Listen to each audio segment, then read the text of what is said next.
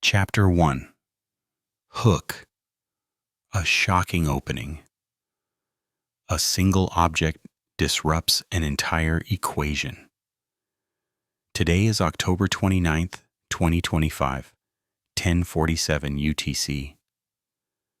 At this moment, an object from beyond our solar system is positioned at the closest point to the Sun in its orbit perihelion. 3 months ago, astronomers around the world detected something extraordinary. This object does not obey the laws of physics as we understand them. Data began to disappear. Scientific documents were locked away. A secret protocol was activated. The only question remaining is, are we looking directly at an undiscovered natural phenomenon or evidence of non-human intelligence? Word count part 1. 148 words. Meet standard 130, 180. Chapter 2. Context and characters. The starting point. The story begins behind the scenes. At 2:30 in the morning on July 31st, 2025, at NASA's Goddard Space Flight Center in Greenbelt, Maryland, a cryptic email changed everything. The sender, a group of amateur astronomers from Chiang Mai, Thailand. They attached a spectroscopic image of an object called 3I Atlas, an interstellar object that had been discovered the previous year. But this image was different.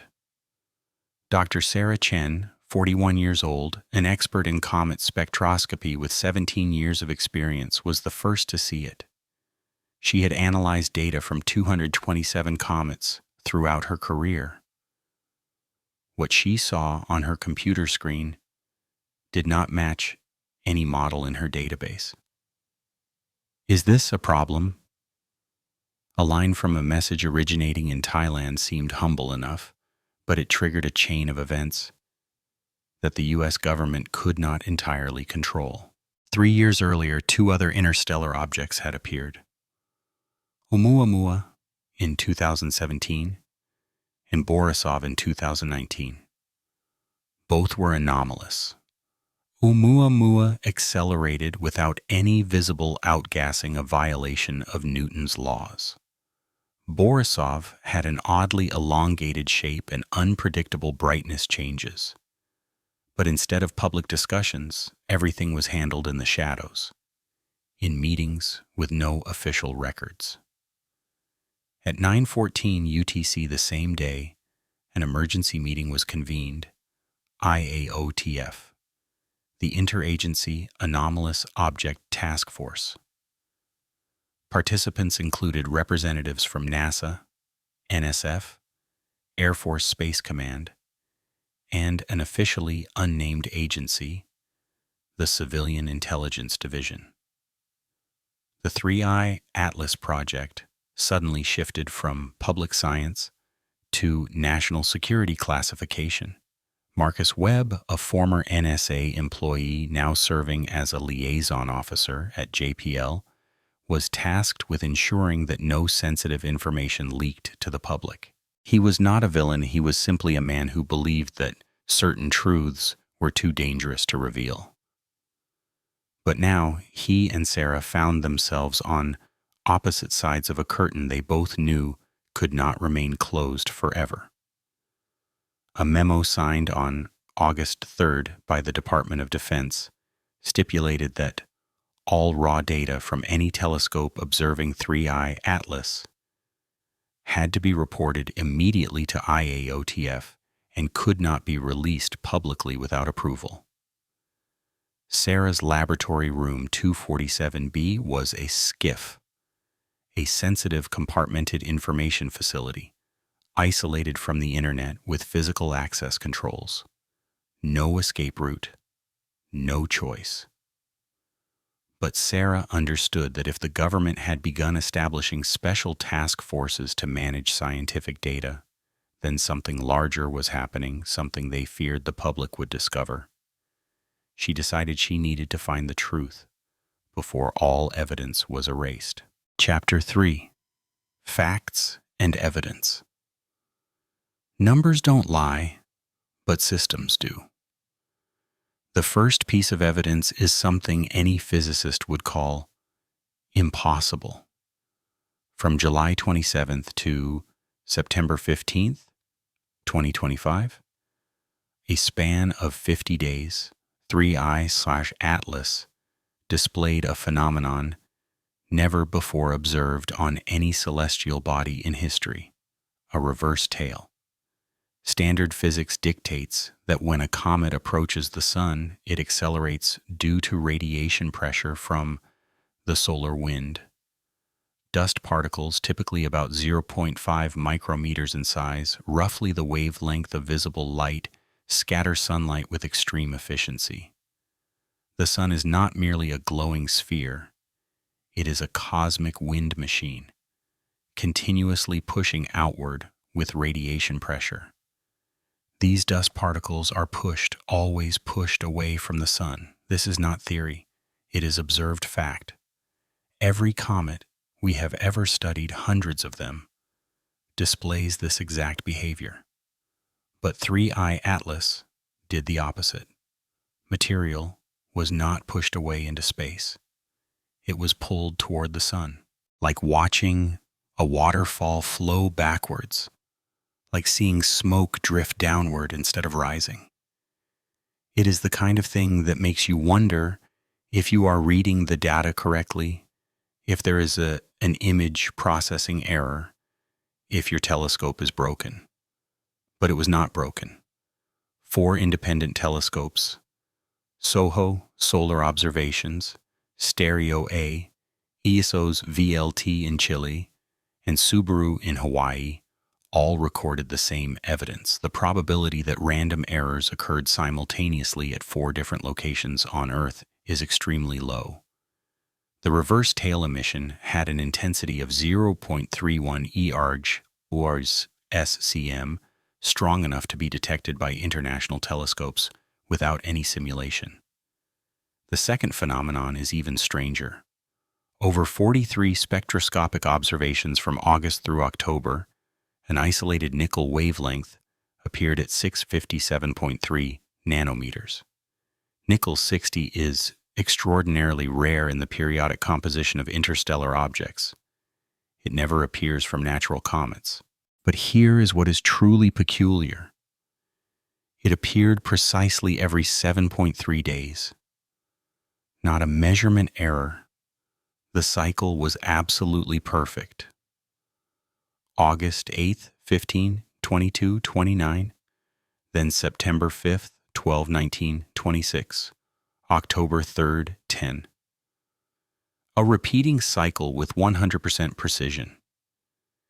If this were natural, the emission cycle would depend on the object's rotation period or compositional changes, not a fixed interval, impossible to explain.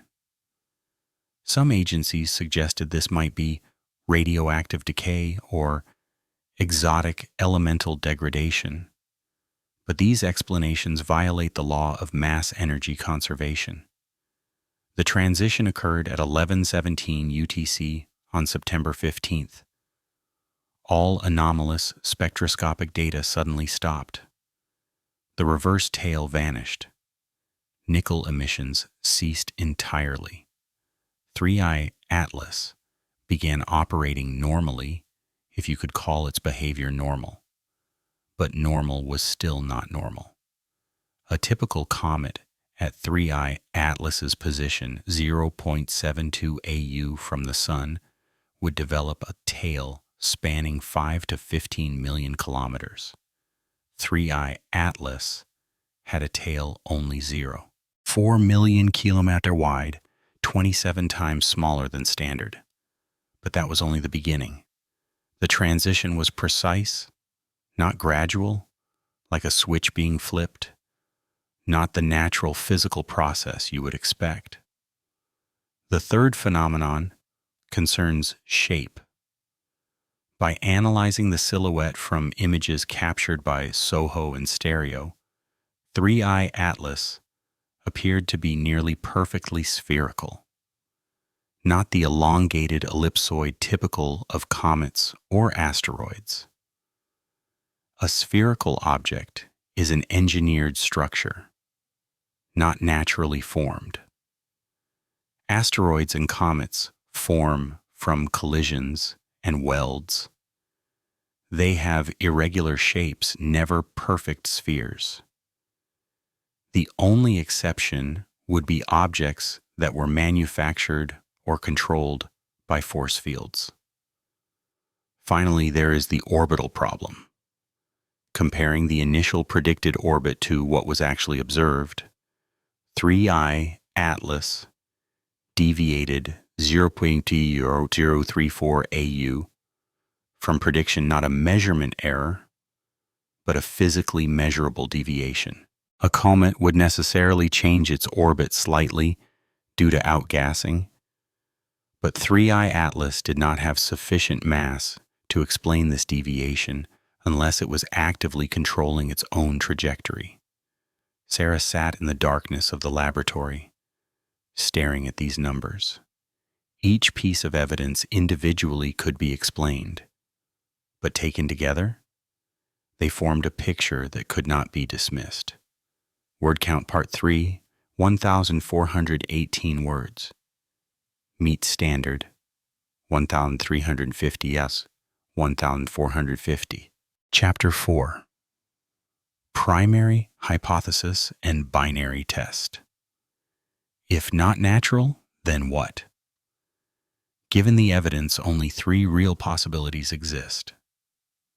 There is no other way around it. Possibility 1. We are wrong. Our understanding of radiation pressure, comet behavior, and fundamental physics is incorrect, or at least incomplete. Decades of research, thousands of observations from hundreds of comets, all missing a basic principle. Possible, but improbable. Science progresses by refining at the edges, not by reversing its entire foundation. Possibility 2. 3I Atlas has unusual composition. Somehow, it is made from entirely new material, a compound never before found that interacts with sunlight in ways we have never witnessed. It could be. But it raises a new question. Why would interstellar objects have such exotic compositions?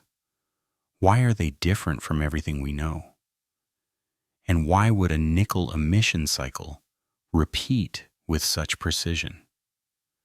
Natural compounds do not behave like clockwork. Possibility 3, and this is what keeps Sarah awake, is the behavior is not passive, it is active. 3I Atlas is not a simple chunk of rock or void, naturally falling through space. It is a controlled object. Controlled by what? That is the critical question. It could be a probe, a device, sent by an extraterrestrial civilization to observe and gather data. Its timing is not random. Perihelion, its closest approach to the Sun, occurs precisely on October 29th, 2025, the optimal distance to observe our entire solar system, to look directly at Earth. It could be breathing nickel particles as a form of communication, a test to see if we notice. Or perhaps 3I Atlas is part of a larger network, a system of interstellar probes developed by a civilization capable of traveling between stars. Oumuamua in 2017, Borisov in 2019, 3I Atlas in 2025. 3 anomalous appearances, 3 years apart. Not coincidence, a plan. There is a concept called panspermia, the idea that life can be transmitted through the universe by celestial objects. But what if it is not random? What if an extraterrestrial civilization intentionally seeded life on multiple planets, cosmic farmers. Sarah had once read about a hypothesis called the farmer's field, the idea that humanity might not be a product of random evolution, but part of a purposeful project. It sounds insane, but when you look at these numbers, when you look at 3I Atlas, it no longer sounds insane. Or, and this is what truly chills her, 3I Atlas could be a test. An extraterrestrial civilization monitoring us, observing how we respond when confronted with the impossible. Will we reveal it? Will we hide it? Will we panic or awaken? Every reaction we make is data recorded and transmitted to wherever the creators of this object wait. Sarah knows that if 3I, our Atlas, is a probe, it will have a final purpose predetermined billions of years ago. And if it is controlling its trajectory, if it is sending signals, then it knows we will see it. It wants us to see it. Chapter 5. Counter-arguments and official perspective. The rationale of the system. When Sarah presented her findings to Marcus on Thursday, he listened until she finished, then shook his head. Not because he didn't believe her, he did, but because he knew exactly what she was about to hear from Washington would be entirely different. NASA would say the reverse tail could be explained by simple optical effects and observational geometry. It could be a parallax effect. When we observe from Earth, we see particles at a different angle, but not from the actual orbit of 3I Atlas. It sounds reasonable until you realize it doesn't explain the precisely instantaneous transition on September 15th. ESO would suggest that 3I Atlas might have unusual composition, a rare compound never before documented. As the object approaches the sun, it decomposes in a particular way, a natural process, they would say. But elements don't decompose according to a cycle. They decompose according to a time ratio. A 7.3-day cycle is too precise. NSF would emphasize that some comets have episodic outbursts. They expel large amounts of material in short periods, then stop.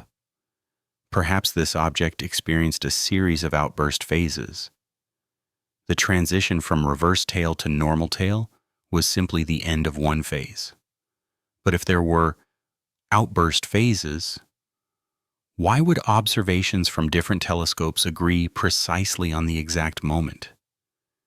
In nature, physical effects are never perfectly precise. There is always error. But 3I Atlas, it changed exactly to the second. Finally, government agencies would deploy their ultimate argument. We simply don't understand everything yet. Science is always evolving. We are still learning about interstellar comets. This could be an undiscovered phenomenon. But Sarah knew this reasoning was merely a shield. It did not refute the contradiction. It simply postponed it. And postponement is a form of censorship. Marcus said, we need you off today. He didn't say it as a threat. He said it like a friend warning her. There is a decision from above. All raw data from 3I Atlas observations will be transferred to a separate archive, an archive that only IAOTF can access. The public report will say the data is being temporarily stored for protection. But no one outside the inner circle will ever see what you just saw. Sarah asked, "Why?" Marcus looked at her directly. Because if the public knows that an object from beyond our solar system is flying near our sun and we cannot explain it, they will start asking questions. And once you start asking one question, you cannot stop. They will ask, what else don't we know? What else have we hidden? And that is when everything gets messy. Word count part 5, 918. Words. Meet standard 850, 950. Chapter 6. Twist. Connection to larger conspiracy. The web unfolds from one object to an entire network. But Sarah did not stop. She could not. That night she found a classified document from 2017 after a few minutes of clever searching through servers that had once been connected but were now isolated. The document described a protocol called XCL Protocol Red, Extraterrestrial Contingency Liaison, Red Alert. It had been created by a joint task force between the Department of Defense and NSA. Purpose? To detect and classify any anomalous extraterrestrial objects. But that was just the beginning. The document revealed that this protocol was first activated on October 26, 2017, 11 days after Oumuamua was publicly announced to the world. Not before it was discovered. Not on the same day. 11 days after. That meant the government had known about Oumuamua from before, long before, and only announced it after they could control the narrative. Sarah found other records. XCL Protocol Red was activated a second time in September 2019 after Borisov was discovered. And a third time? August 1st, 2025. Before 3I Atlas was publicly announced to anyone outside the inner circle. One of the documents contained a reference to a project called The Farmer's Field. Sarah searched for it in archived databases, a project from 2003, funded by the Department of Defense with $47.2 million, overseen by a figure with the code name Dr. X. The project's hypothesis, an extraterrestrial civilization might have intentionally seeded life on multiple planets, including Earth and Mars. It was deliberate panspermia, not random, but purposeful. Interstellar objects like 3I Atlas could be probes sent to check the progress of the crop. The word crop here was not literal, it was a metaphor. But metaphors have consequences. If humanity was a crop, then we were not an independent civilization. We were a resource. And the other civilization, they were farmers. And the document suggested that if the crop developed too fast or too slow, these farmers might decide to intervene to adjust or harvest. Sarah found an encrypted letter from 1997, stored in an expired mailbox.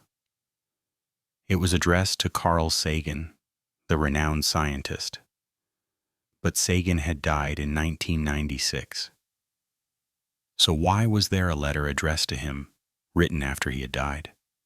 The letter from someone signing as the Observer.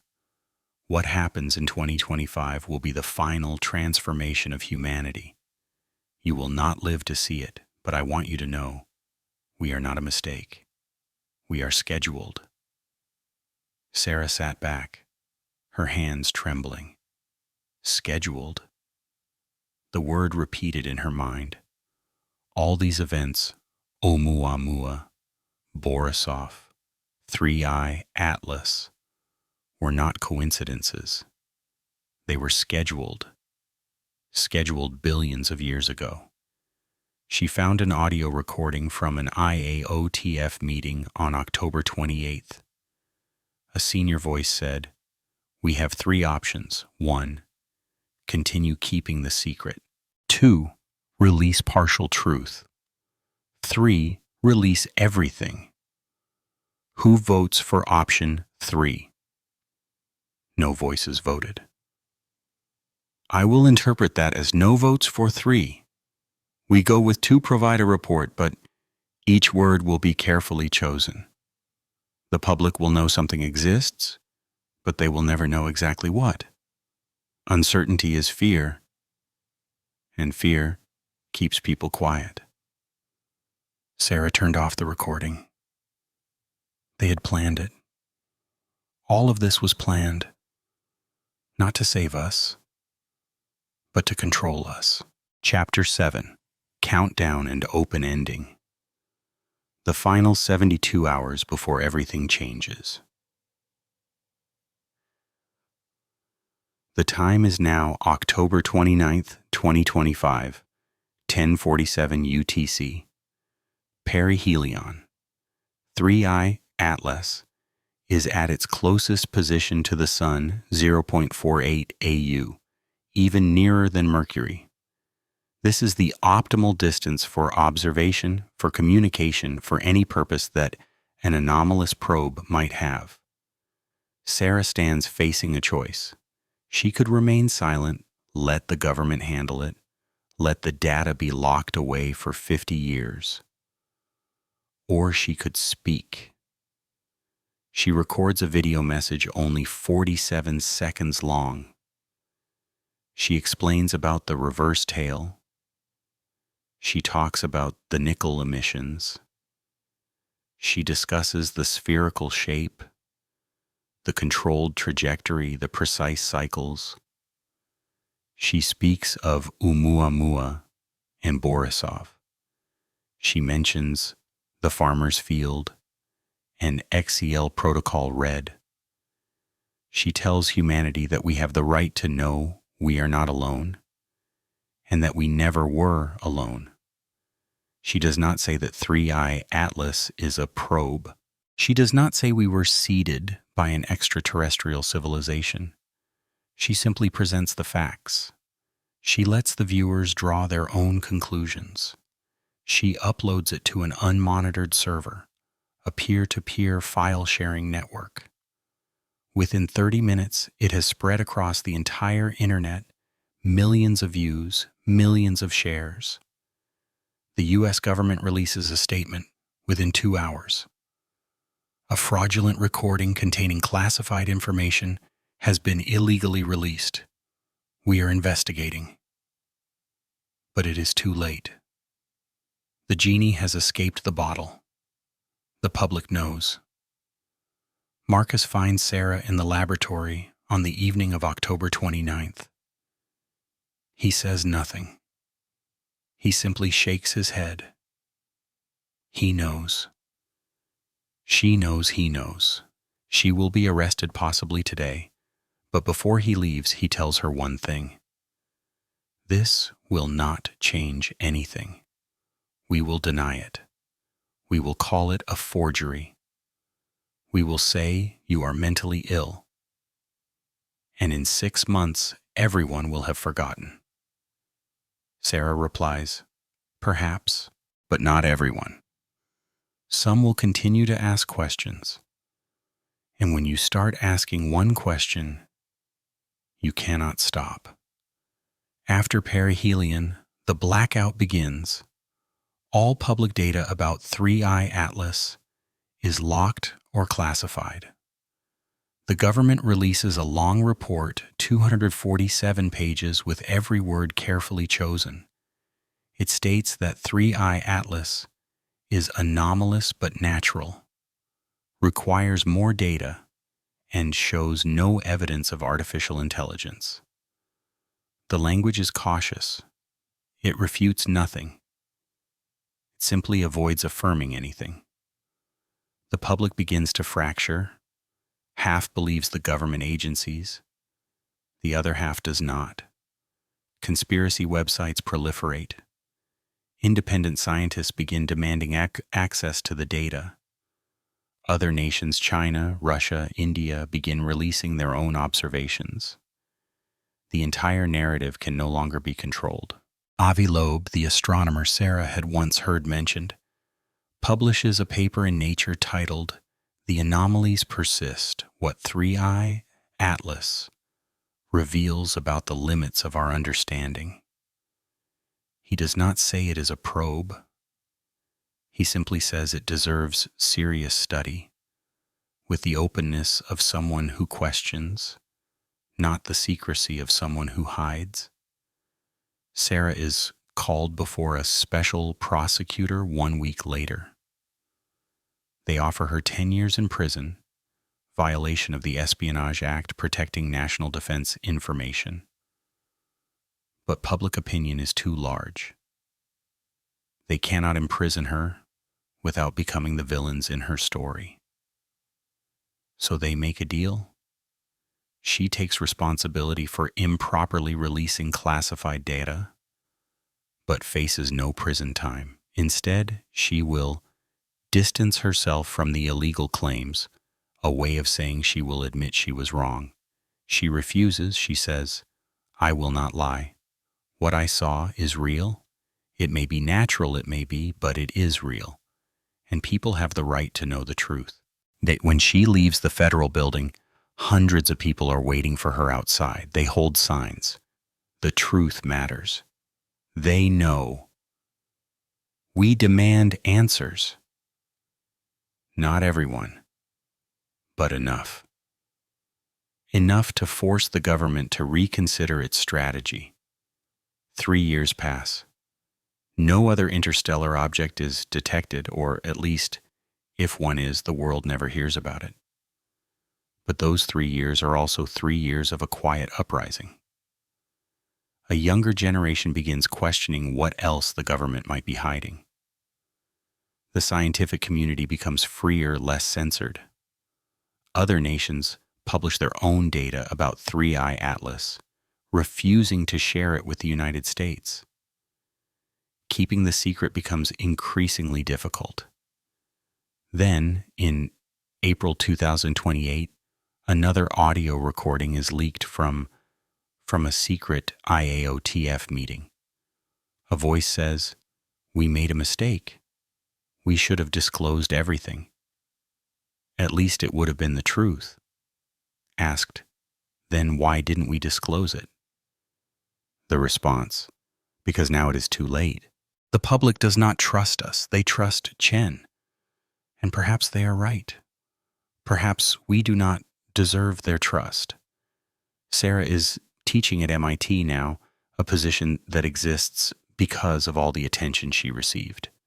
She teaches a course called Anomalies and Evidence, reading the data you're not supposed to see. Her students include some of the brightest minds of the next generation.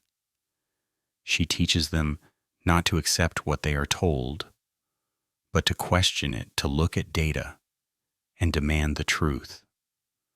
2 more years pass. It is now 2030. A new interstellar object is detected. It is called Loeb 1, named after astronomer Avi Loeb. It is located 3 light years from Earth.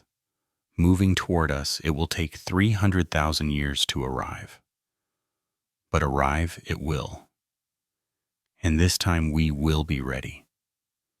This time, we will have the truth, not from the government, but from us, those who ask questions. Sarah looks out the window from her office. From the MIT building, you can see the night sky quite well. She wonders, are they watching? The creators of these objects, those cosmic farmers, are they observing us now to see if we have awakened? Or have they known all along what would happen? Billions of years ago, there are no answers, only questions. And perhaps that is the point. Perhaps what matters is not the answer, it is the ability to ask. The ability to examine data and say, I do not understand this. I need to understand it. The ability to refuse to forget. 3I Atlas has passed on never to return, at least not in our lifetime. But it left behind a legacy. It left behind a question. It left behind an awakening. And perhaps, just perhaps, that was the entire point of it all.